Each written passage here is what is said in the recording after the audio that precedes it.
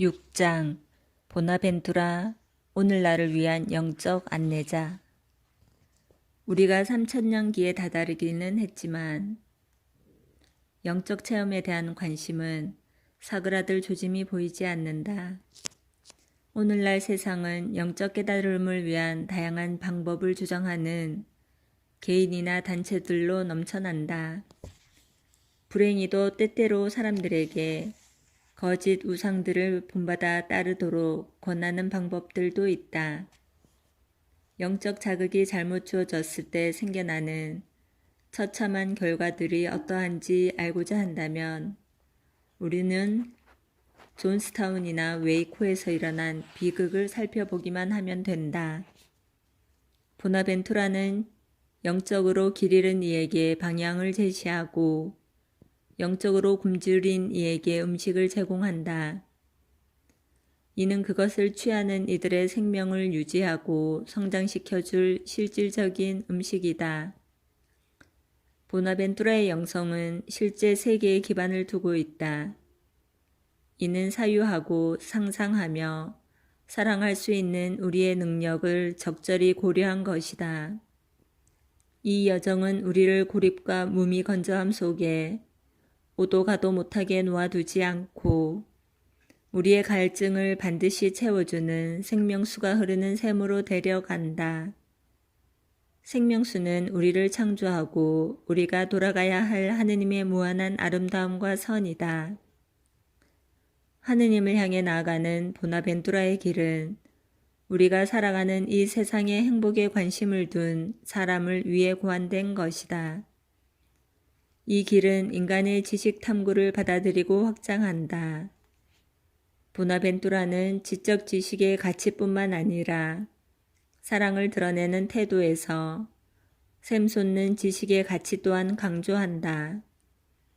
문학가이면서 학자로서 그의 언어는 아름다움과 조화, 그리고 하느님 안에서 그들의 완성을 찾고자 하는 바람에 대한 갈망을 우리 안에 일깨우는 상상력을 북돋아 준다.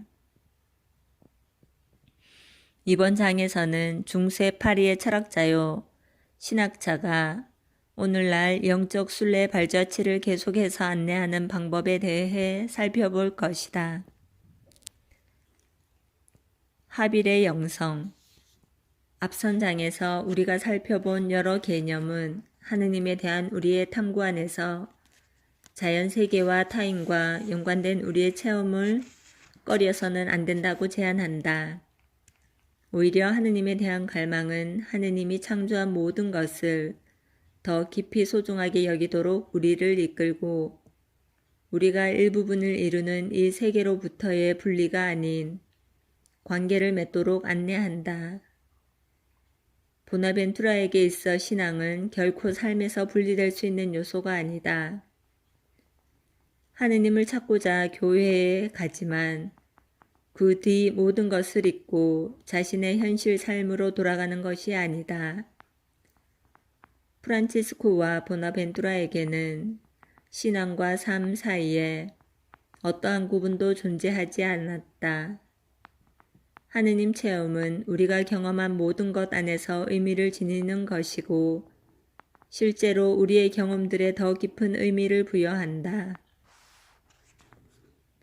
앞장에서 언급했듯이 사유하는 능력을 사용할 때 얻어지는 창조된 인식은 보나벤투라 인식론의 필수적인 부분이다. 하느님께 나아가는 여정에 있어 필수적인 단계로서의 창조된 인식은 우리 삶의 다른 체험의 내용 안에서 하느님을 알아가기 시작할 수 있다. 하느님께 나아가는 정신의 여정에서 세계에 대한 우리의 체험을 숙고함으로써 얻은 인식은 우리에게 하느님을 아는 데 있어 장애물이 아니다. 반대로 그러한 인식은 관상적인 신앙의 시각으로 바라보았을 때 우리를 하느님과 깊은 만남으로 안내한다. 신앙인이 그가 알고 있는 것의 의미를 관상할 때 그는 자신의 경험들 안에서 접했던 실제들을 하느님 현존의 상징들로 받아들일 수 있게 된다. 보나벤투라의 창조된 인식과 창조된 지혜의 종합은 인간 개인이 고립된 자아로 여겨지지 않는 것이 얼마나 중요한지 보여준다. 더 정확히 말하면 개인은 필연적으로 자연과 인간 사회라는 넓은 세계와 관계를 맺고 있다. 자연은 인류에 의해 이용되는 일상적인 존재가 아니라 신성의 반영 그 자체이다. 아니 모든 창조물은 하느님 안에서 궁극적인 완성을 향해 나아가기 위해서 주변의 환경과 긍정적으로 관계 맺도록 자극받는다. 보나벤투라가 주장하듯이 우리가 하느님 체험을 추구한다면 자연 세계와의 우리 관계는 우리 자신 앞에 물질 세계 전체를 지고한 장인이신 하느님께 올라갈 수 있는 거울로 놓아두는 것이어야 한다. 보나벤투라의 자연 세계에 대한 이해와 그 안에서 우리의 위치는 상호적이고 역학적이다. 그는 인간을 수동적인 객체의 세계 한가운데에 놓인 주위 환경으로부터 철저히 분리되고 낯선 고립된 객체로 묘사하는 어떠한 삶의 이해도 거부한다. 오히려 우리는 우리 자신과 세계 사이에 상호 만남에 강력하고 도전적인 전망을 받게 된다. 이는 우리가 단순히 그 세계를 조종하는 것을 목표로 하는 것이 아니라 우리가 창조물 안에 내재한 신성에 대한 우리 경험에서 배울 것이 많다는 것을 기꺼이 겸손되이 인정하고자 하는 전망이다. 윤리적인 삶.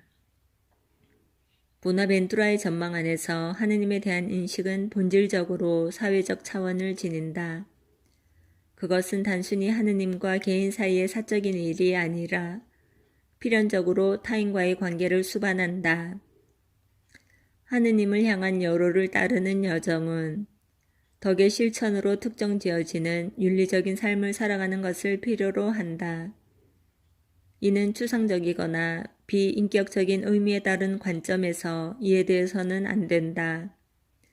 오히려 덕은 하나의 생활 방식이다.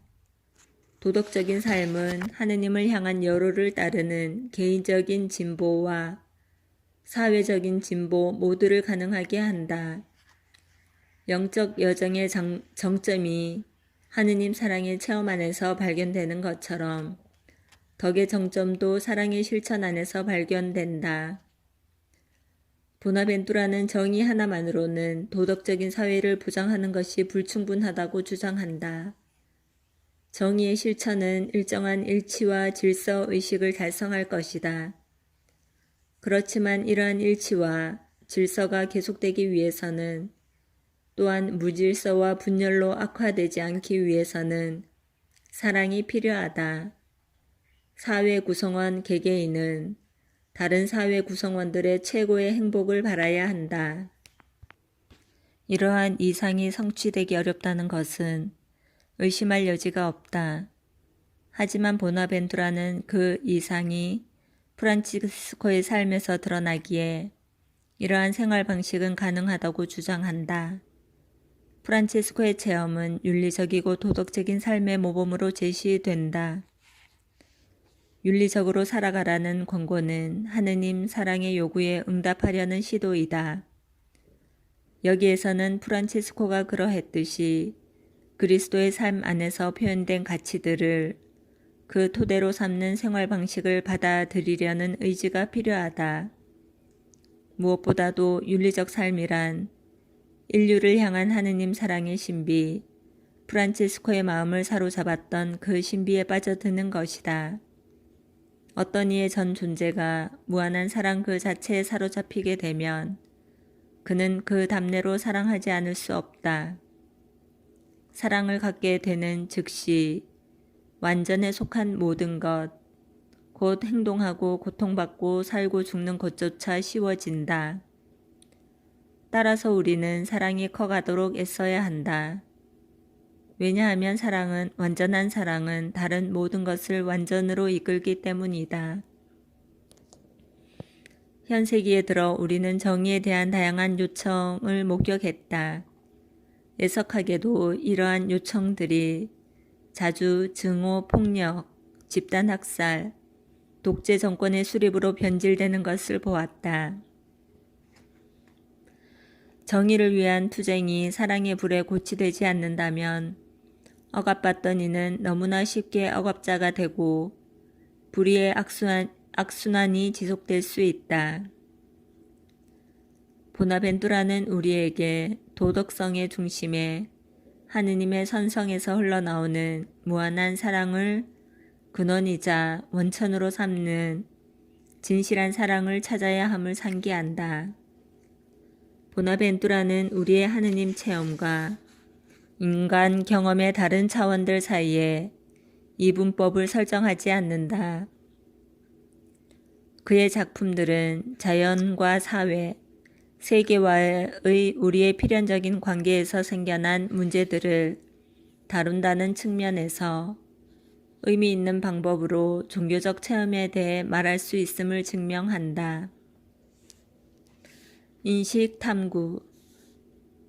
인식탐구는 인간 활동의 본질적인 요소이다. 인식탐구는 우리가 계속해서 우리 자신, 타인, 우리가 살아가는 이 세상에 대해서 더 많은 것을 알고자 시도하는 인간 본성의 일부인 것 같다. 하지만 우리가 인식에 이르는 방법 또한 우리가 결국 알고 있는 것 쪽으로 생각하는 경향을 가지는 데 영향력이 크다. 만약 인식 대상들이 단지 인간이 자신의 이익을 위해 원하는 대로 사용되도록 존재하는 것으로 생각한다면 그 대상들 자체의 완전성에 대한 관심은 거의 존재하지 않게 될 것이다. 그렇다면 우리의 인식 대상들은 단순히 악용될 뿐이다. 이는 인간 인식 주체 간의 신성한 관계가 존재한다는 인식에서 분리하는 것이고 생명의 가치를 경시하는 것으로 드러난다. 이는 과거 노예 무역을 번창시켰던 바로 그 사고방식이다. 사람들은 객체들로 다루어졌고 모든 인간 사회 안에서 작용해야 하는 기본적인 상호관계의 가치들이 무시되었다. 이와 유사한 사고방식이 제2차 세계대전의 나치 강제수용소들에서도 만연하였다. 만약 인식이 철저히 객관적인 견지에서 외부의 객체들을 조사하는 것을 뜻한다면 세계는 끔찍하고 냉정하고 무가치한 세상이 되는 결과를 도출하게 될 것이다. 관계성은 보나벤투라의 인식론 중심에 있다. 그는 참되게 안다는 것은 사랑의 정신이 인도하도록 우리 지성의 사용을 허용하는 것이라고 주장한다. 문제는 지혜라는 충만한 의미 안에서 인식을 획득하는 것이다. 지혜를 지닌다는 것은 우리 앞에 놓인 것에 깊은 의미를 알아차릴 수 있다는 것이다.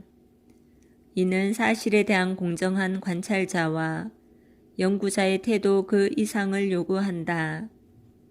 보나벤투라가 설명하듯이 알기 위해서는 우리가 알고자 하는 것과 관계를 맺어야 할 필요가 있다.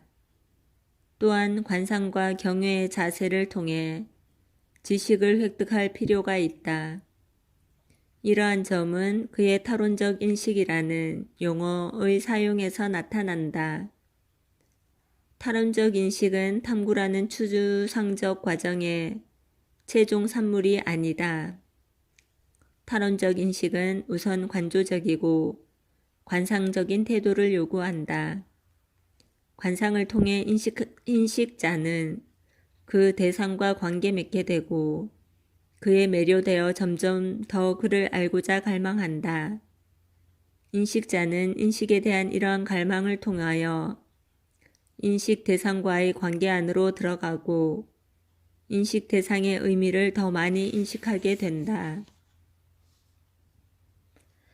타론적 인식의 본질이 교육 과정 안에 담기고 명시될 수 있다면 교육은 훨씬 더 유익해질 것이다.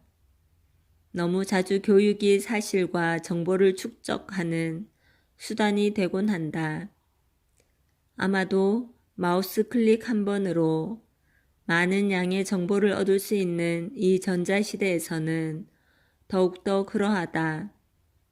그러나 정보보다 더 요구되는 것은 인간 공동체의 삶을 위한 그 정보의 가치를 평가할 수 있는 능력이다. 이러한 능력은 오직 지혜의 획득을 통해서만 얻어진다. 지혜는 속도가 아니라 깊이를 통해 얻어지며 이러한 깊이 속으로 빠져들어가는 관상 안에 존재한다. 인식의 본성에 대한 보나벤투라의 이해는 이탈 또는 무심함에 부정적이고 파괴적인 영향에 소리 높여 반대하는 점점 더 늘어나고 있는 현대 철학자들에게 영감을 줄 수 있다. 이탈은 인간을 무심한 시선으로 주위 환경을 관찰하는 조사관으로 간주한다. 만약 이탈이 우리 인식론의 기준이 된다면 본질적으로 그것은 파괴적이다. 만약 우리가 그렇게 살아가는 사람들이 만든 환경 이론들을 발전시키고자 노력한다면 우리는 개인적인 의미가 결여된 잿빛의 황량한 세상에 남겨지게 될 것이다. 여기서 인식은 오직 객관적인 탐구에 의해서만 가능하다는 헛된 믿음에 맹목적으로 사로잡힌 유리된 이성적인 사람을 몰아내는 것이 필요하다. 탐구 대상과 자신과의 거리를 유지하려고 노력하는 이성적인 인간은 인간 활동의 세계, 필연적으로 감정과 욕구를 반드시 포함하는 세계로부터 소외된다. 이성적인 사람을 반대하는 이들은 인식론이 신뢰받는 인식론이 되려면 관상의 태도를 내포해야 한다고 주장한다. 만약 우리 자신이 누구인지 알고자 한다면, 또한 우리 자신의 미래를 위한 목적의식을 갖고자 한다면 우리는 반드시 우리가 관심을 갖는 것이 무엇이고 사랑하는 것이 무엇인지를 물어야 한다. 보나벤투라는 이성적인 사람의 이의를 제기하는 오늘날의 시위자들과 뜻을 같이 한다. 관상의 태도는 보나벤투라가 창조된 지혜에 대해 말할 때 요청했다. 그는 이성적 탐구를 통해 얻어지는 인식, 오늘날 일반적으로 과학 지식이라 불리는 인식을 즉각적으로 거부하지는 않았다. 사실 그는 과학 지식의 가치를 인정하고 그것을 창조된 인식이라 이름 붙이고 하느님께 나아가는 여정에서 고유한 위치에 자리매김한다. 그러나 과학 지식은 우리가 인식하는 다른 방법들, 관상을 통한, 관계를 통한, 사랑을 통한 인식으로 보완될 때 자신의 고유한 위치를 차지한다. 보나벤투라의 전망 안에서 하느님에 대한 인식을 얻는다는 것은 우선 새로운 문제를 인식하는 것이 아니라 관계를 체험하는 것이다. 보나벤투라는 이것이 참된 하느님에 대한 인식, 즉 타론적 인식이고 이는 프란체스코의 삶이 증명한다고 주장한다. 이를 따르는 것이 하느님에 관한 인식이다. 이는 타론적 인식 체험의 의미를 숙고함으로써 얻어지는 인식이고 하느님께 나아가는 정신의 여정, 첫 6장의 주제를 이룬다. 하지만 이러한 인식은 영혼과 하느님 사이의 사랑의 신비적 관계 안에서 발견되는 지고한 인식에 대한 겸손한 인정 안에서 마지막에 이르러 철회된다. 이 건너감이 완전해지려면 모든 지적 활동들은 포기되어야 하고 우리 갈망의 절정은 완전히 하느님을 향하여 돌려져야 하며 하느님 안에서 변형되어야 한다. 보나벤투라의 신학은 종교 철학 분야에서 오늘날의 연구를 위한 통찰력을 제공한다. 하느님을 알아가기 위한 질문에 접근할 때 어떤 종류의 철학적 연구가 적절한가? 아마도 가장 가까운 유사점은 우리가 타인을 알아가는 방법에 대한 우리의 이해 안에서 찾아볼 수 있을 것이다. 그러나 인식은 종종 비판적인 객관성의 사고방식을 통해 얻어질 때만 철학적으로 이해된다. 그렇지만 타인에 대한 우리의 이해는 자연스럽게 믿음과 사랑을 수반한다. 만약 하느님에 대한 우리의 인식이 어떤 면에서 타인에 대한 우리의 인식과 유사한 것으로 말할 수 있다면 종교 철학자들은 인식에 대한 철학적 이해, 그리고 인식과 사랑의 관계를 재검토해야 할 것이다. 철학은 인식에 대한 이해에 놓인 제한들에서 자유로울 필요가 있다. 철학은 사람이 실제로 아는 방법을 고려해야 한다. 이는 무엇보다도 사람이 지니고 있는 서로에 대한 인식의 본질을 고려하는 것을 포함하는 것이다. 그런 다음 분명하게 알 수 있는 것은 인식과 사랑 사이에 상호 관계가 존재한다는 것이다. 우리가 사랑과 믿음을 통해 안다고 말하는 것은 결코 이성을 배제하는 것이 아니다. 어떤 사람이 누군가나 무언가를 믿을 때 그 사람은 그것을 믿는다고 불리게 된다. 하지만 믿음은 적절치 못할 수도 있다. 내가 나의 목숨을 구해줄 어떤 보이지 않는 사람의 존재를 믿고 있음을 주장하기 위해서 질주하는 기차를 향해 곧바로 뛰어든다면 그것을 유의미한 믿음이라고 말하기는 어렵다. 이는 참으로 위험한 믿음이다. 어떤 특정한 믿음이 인간 존재에 유의미하다고 옹호될 수 있는지 판단하기 위해서는 일정 형태의 합리적 평가가 요구된다. 합리성의 문제를 고려할 필요가 있다. 어떤 믿음이 비합리적인 것으로 평가된다면 인간 삶의 의미를 제공한다는 측면에서 그것의 가치는 믿을 것이 못 된다는 것은 거의 확실하다. 하지만 믿음의 합리성에 대한 논의는 종종 19세기 후반 윌리엄 킹돈 클리포드라는 학자가 만든 것과 같은 기준에 따라 믿음을 평가하는 것으로 그 범위를 축소하곤 한다. 불충분한 증거에 근거한 것을 믿는 일은 언제나 어디서나 누구라도 잘못된 것이다. 클리포드에 따르면 어떠한 명제는 오직 그것을 즉시 증명할 수 있는 증거가 제시될 때만 믿을 수 있다. 합리적인 믿음을 이렇게 이해하는 것에 대해 당연히 의문이 제기되었다. 합리성은 사상가들과 관련된 것이고 클리포드의 기준은 사실상 인간이 실제로 생각하는 방법에서 상당히 동떨어져 있다. 우리가 우리 앞에 놓인 증거를 토대로 결론을 얻고자 시도할 때조차도 우리의 판단은 증거에 의해서뿐만 아니라 증거에 대한 우리의 평가를 끌어내는 다른 많은 사전 가정과 고려 사항에 의해서도 영향을 받는다. 예를 들면 두 역사학자가 같은 증거를 살펴본다 해도 다른 결론에 도달할 수 있다. 우리는 일반적으로 예를 든 두 역사학자 가운데 한 명이 비합리적이라고 말하지 않는다. 반대로 양쪽 입장 모두 이성적이라고 여긴다. 대신 역사학자들이 가졌던 증거에 대한 그들의 평가를 끌어내는 사전 가정들의 측면에서 다양한 결론을 설명한다.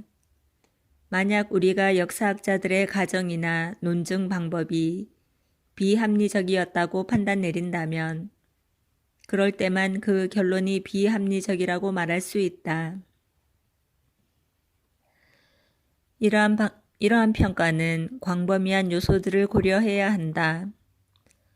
역사학자들이 증거로 인정한 증거, 역사학자가 속한 전통에 따르는 역사적 해석의 원칙, 그 전통 안에서 허용되는 인간 삶의 목적에 대한 확신에 대한 심사가 그러한 것들이다.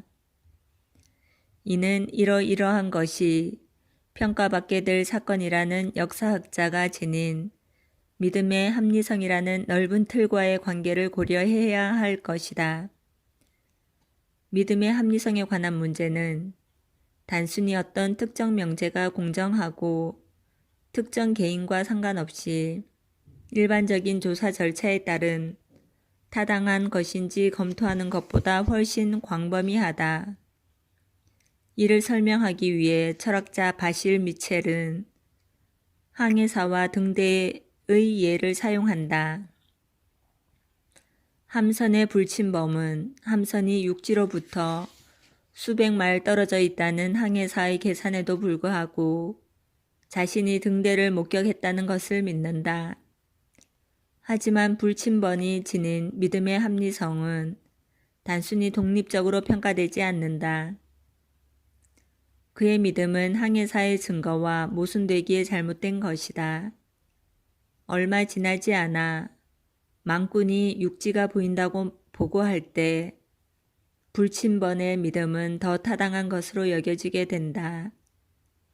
우리는 개인적인 진술이 특정 조사 절차, 이 경우에는 항행 계산 과정에 따라 정해진 기준을 충족하는지 평가하는 것에 대해 말하는 것이 아니다. 믿음의 합리성은 그 믿음의 진실성을 반박하거나 옹호하게 될 요소들의 상호작용 관계에 대한 평가를 통해 파악된다. 하느님을 인식하는 문제에 대한 보나벤투라의 접근은 하느님이 존재한다는 명제를 논리적으로 증명하는 것을 목표로 하는 과정을 중심으로 구성되지 않는다. 더 정확히 말하자면 그는 하느님을 체험하는 것은 가능한 것이고 이러한 체험은 우리가 맺는 자연 세계와 사회 세계와의 관계로부터 발생하는 다른 주장들의 맥락 안에서 의미가 있다고 주장한다. 그는 하느님 체험이 비이성적인 행위를 일으키는 것이 아니라 오히려 우리가 환경과 이웃과의 관계에 있어 긍정적인 영향을 준다는 것을 보여주고 있다. 따라서 그의 주장은 다른 주장들에 비추어 받아들일 수 있다. 인식 탐구는 끊임없는 탐험이다. 이 역시 인류에 의해 행해진 숭고한 탐험 가운데 하나이다. 그러나 이 탐험에 진심으로 나서고자 한다면 우리가 찾고자 하는 것이 무엇인지 이해하는 것이 중요하다. 우리가 찾고자 하는 것은 단순한 사실들이 아니다. 이러한 것들은 인간 내면의 깊고 깊은 갈망을 채워줄 수 없다. 우리는 의미, 관계성, 우리를 우리 자신 너머로 끌어내줄 그 무엇을 찾고자 한다. 이러한 인식을 향한 우리의 탐구 안에서 보나벤투라의 통찰력은 매우 유용한 길잡이 역할을 할 수 있다. 하느님의 아름다움. 아시시의 프란치스코에게 영향을 받은 보나벤투라의 작품들은 프란치스코의 시와 신비주의에 부합하는 사고방식을 포함하고 있다. 그러므로 보나벤투라가 프란치스코가 매우 강하게 체험한 하느님의 실제에 대한 무언가를 담아내기 위해 비유적인, 심미적인 언어를 사용하고 있음을 확인하는 것은 놀랍지 않다. 스위스 신학자인 폰 발타살은 보나벤투라의 작품들이 지니는 미학적 특징을 다음과 같이 언급하고 있다. 모든 위대한 학자들 가운데 보나벤투라는 자신의 신학 안에서 아름다움에 대해 광범위하게 다루고 있는 사람 가운데 한 명이다. 단순히 그가 그것에 대해 매우 빈번히 언급하기 때문이기도 하지만 그렇게 함으로써 자신의 내밀한 체험을 분명하게 표현하고 자신만의 새로운 개념 안에서 아름다움을 다루고 있기 때문이다. 심미적 체험이 지니는 종교적 의미에 대한 보나벤투라의 감상은 하느님께 나아가는 정신의 여정 2장에 설명되어 있다. 이 장은 우리 감각을 통한 인식에 도움받아 하느님을 정관함과 관련된 것이다. 보나벤투라는 우리가 어떤 것의 아름다움, 감미로움 또는 건전함을 체험할 때 갖게 되는 즐거움을 누리는 감각에 대해 언급한다. 우리는 이러한 즐거움의 체험을 통하여 어떠한 것들이 우리에게 즐거움을 주는가, 그리고 무엇이 우리에게 가장 큰 기쁨을 주는가에 대한 물음으로 인도될 수 있다. 보나벤투라는 즐거움의 체험이 우리를 우리 자신과 우리의 한계 너머로 이끌기에 우리는 유한한 사물들을 즐거움의 감각의 가장 큰 원인으로 만족할 수 없다고 주장한다. 우리는 영원히 더 깊은 즐거움의 근원을 찾고 있다.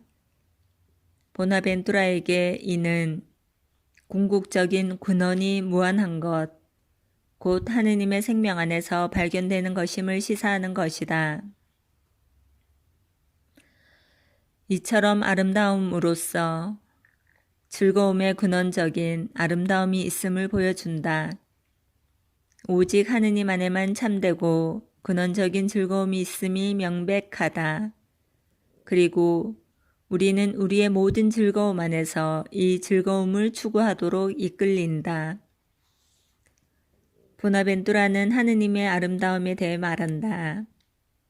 그러나 종교적 체험이 단순하게 다양한 심미적 체험처럼 설명될 수 있는 것과 같이 보나벤투라가 우리의 하느님 체험을 아름다움의 체험과 결코 동일시하지 않고 있음을 유의해야 한다. 만약 그렇게 우리의 하느님 체험과 아름다움의 체험을 동일시한다면 그것은 잘못된 것이다.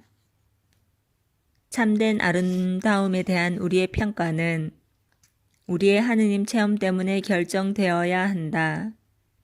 따라서 보나벤투라에게 있어 아름다움이란 많은 사람이 그것의 부재를 보게 되는 곳에서, 예를 들어 십자가에 못 박히신 그리스도에게서 발견할 수 있다. 십자가에 못 박히신 그리스도는 그것에 표현된 영적 실제와 신적 사랑의 한없는 흘러넘침으로 인하여 참된 아름다움의 본보기가 되었다. 아름다움이란 단지 겉으로 나타나는 것이 아니다. 참된 아름다움은 영적인 아름다움이다.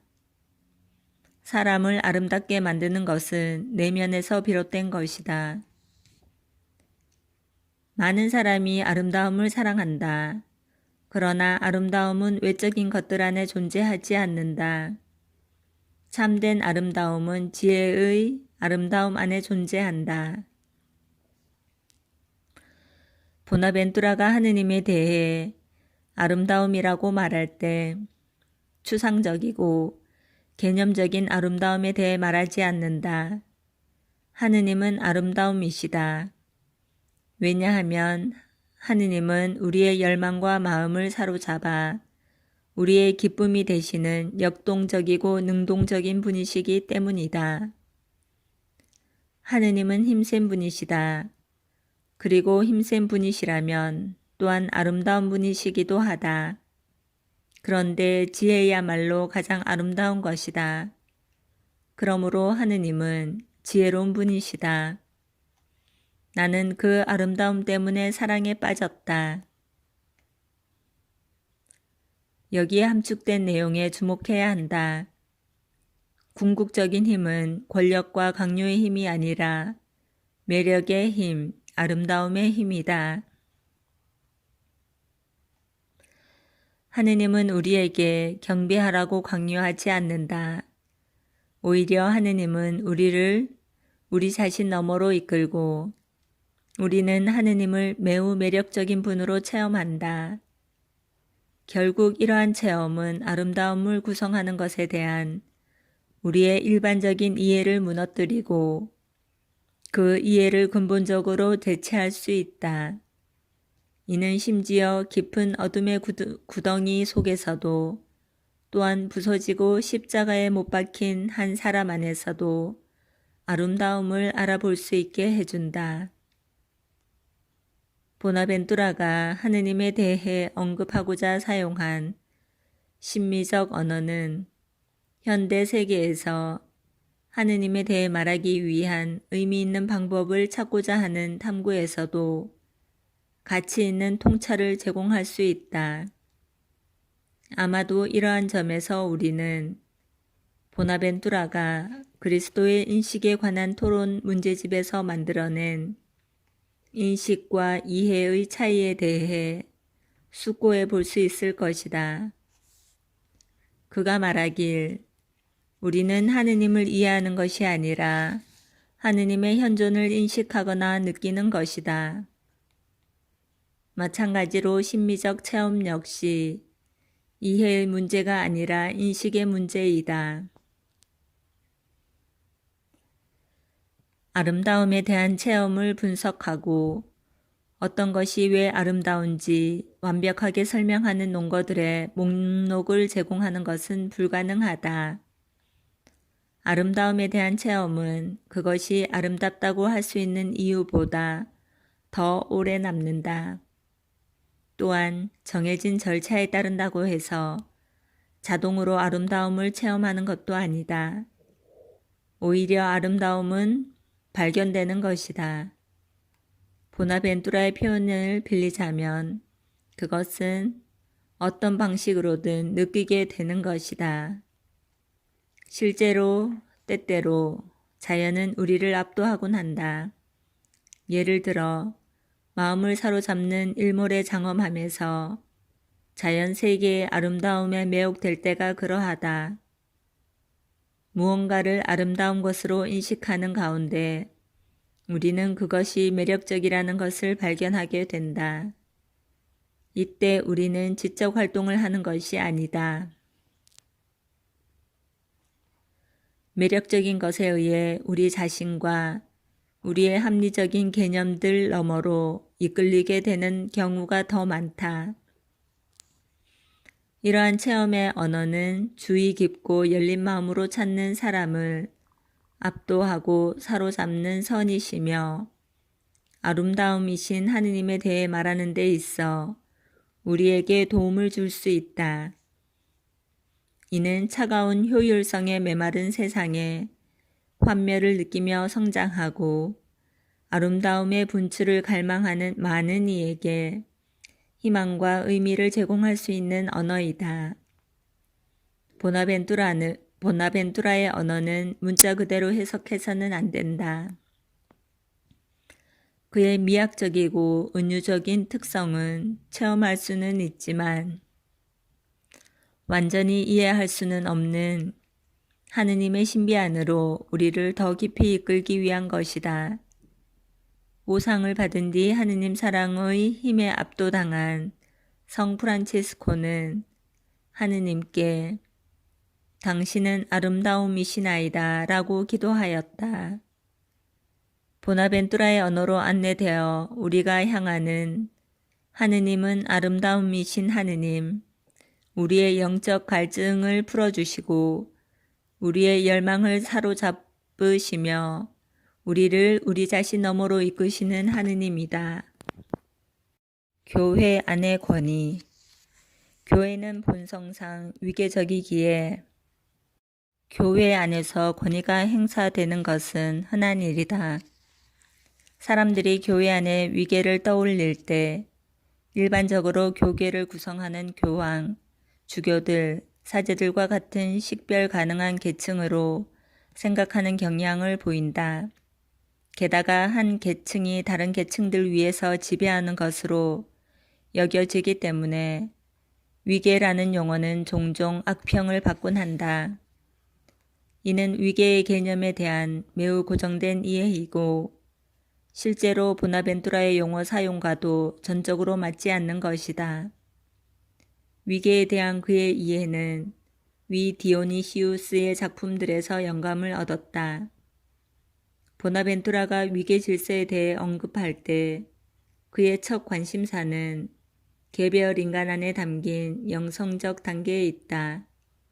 각 사람은 사고방식과 활동 안에서 하느님과 같은 존재로 성장하기 위해 도전한다는 점에서 위계화되도록 불림받았다. 보나벤투라는 6일간의 창조에서 다음과 같이 언급하고 있다. 관상의 세 번째 부분은 위계화된 인간의 정신을 숙고하는 것으로 이루어진다. 그리고 이것은 항구함과 아름다움, 그리고 즐거움을 방사하는 별들 또는 별들의 빛을 통해 이해된다. 이 세 가지를 향유할 때 영혼은 위계화된다. 위계는 권력구조의 언어가 아니라 하느님과 함께하는 삶이나 영성의 언어에 그 기원을 두고 있다. 위계는 하느님과의 관계라는 관점에서 인간의 상태와 관련된 것이다. 한 개인은 그가 어떤 특정한 영성적인 자질을 보일 때 위계화되고 교회는 이러한 자질들이 발현되고 융성할 때 위계화된다. 이러한 자질들은 어떠한 것들인가? 보나벤투라의 이해에 따르면 위계화된다는 것은 하느님과의 관계를 항구하게, 아름답게, 그리고 즐겁게 살아가는 것이다. 항구함은 기도와 관상의 핵심이라는 관점에서 삶에서 참으로 중요한 것이 무엇인지 집중할 수 있게 해주는 것, 주의를 기울이고 충실하며 특히 진실한 사랑으로 사랑할 수 있는 것을 말한다. 아름다움은 외적인 아름다움이 아니라 무엇보다도 지혜의 습득을 통해 기도 안에서 성장하는 아름다움이다. 즐거움은 하느님에게 부름을 받았고 그분의 권능으로 고양되었다는 인식 안에서 하느님 나라에 봉사하는 열정적인 삶을 통해 그 자신을 표현하는 즐거움이다. 교회는 본성상 위계적이다. 이것은 교회가 그 계급 구조에서 지배 계층을 가지고 있음을 의미하는 것은 아니다. 반대로 모든 사람은 교회 안에서 위계화되도록 요구받는다. 이런 식으로 이해하면 교회의 위계 질서는 부동의 현실이 아니라 오히려 하나의 도전이다. 위계적 교회가 된다는 것은 권력과 지배력과는 아무런 상관이 없다. 위계적 권력을 요구하는 교회 내 어떤 단체도 권위라는 이름으로 발언할 때는 그 발언들이 항구함, 아름다움, 즐거움으로 물들어 있을 때에만 지지를 받을 수 있다. 또한 이를 유지했을 때 공동체의 삶에서도 이와 같은 태도들이 성장하도록 촉진할 수 있다. 위계로서의 교회에 대해 말한다는 것은 프란치스코의 삶처럼 항구하고 아름답고 즐거운 삶의 증거를 통하여 하느님 나라 고향을 살고자 하는 공동체로서의 교회에 대한 도전이다.